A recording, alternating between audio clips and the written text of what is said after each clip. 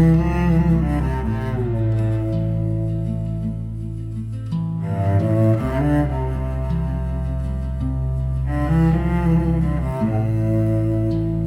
returned to the Registry Hall in the morning. The air was still damp with incense and rain. Candles flickered in their glass towers, and the faint echo of bells lingered somewhere high above the arches. The marble floor gleamed as though washed in light, the whole place alive with motion and sound. Parents and children filled the aisles, 16-year-olds standing tall in nervous pride, companions shimmering beside them, some feathered, some furred, some breathing smoke and wonder.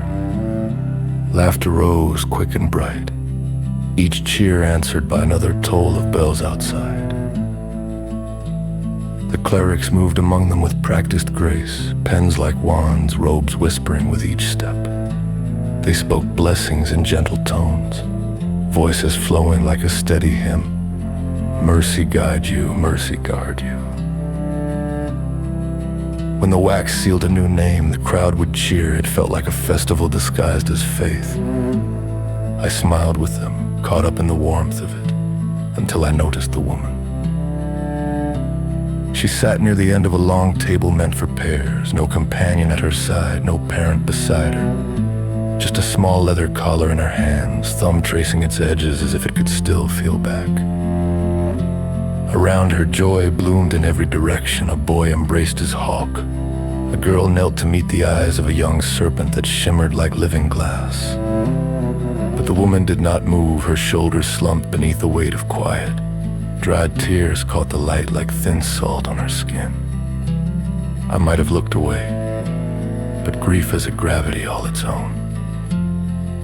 A clerk approached, his voice was gentle, the way a polished stone is smooth. Ma'am, are you here to register or amend? She took a moment to find her words, to close a bond, she said softly. The clerk's tone lowered, not unkind, just practiced. He opened a new ledger, its edges rimmed in black ink. Because of passing. The woman stared down at the collar. A cart, she said. Her fingers tightened. He pushed me aside before I even saw it. They tried to save him, but the bones. She paused. They said he didn't suffer.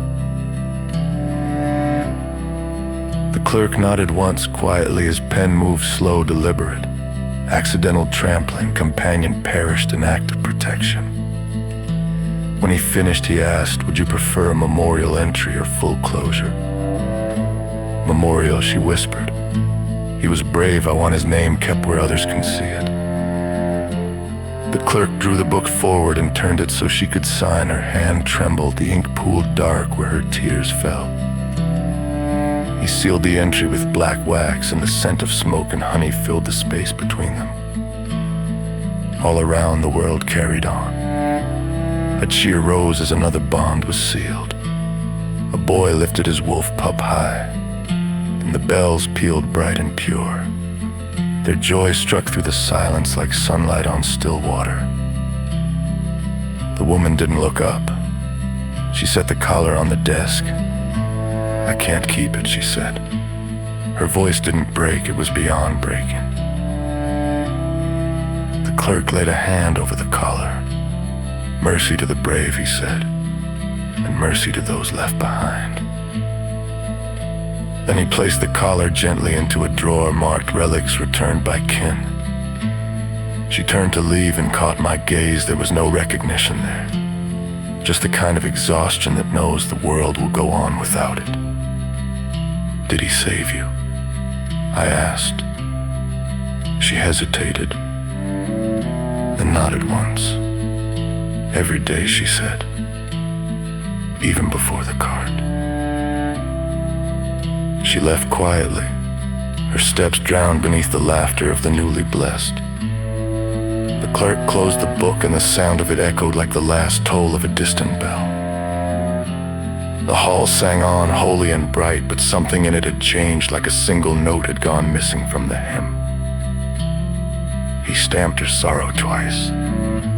Once for her, and once for the beast.